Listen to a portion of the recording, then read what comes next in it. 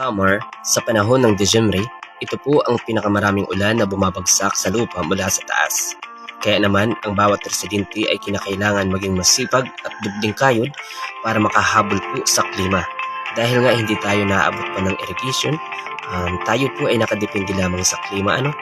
Kaya dubling kayod po para anuman po yung nagiging lagay ng ating panahon ay patuloy po na nagagawa natin yung ating pagtatanim ng palay, no? Para po sa ating pamilya at mga kababayan. Dahil ito po ay napaka-importante, ano?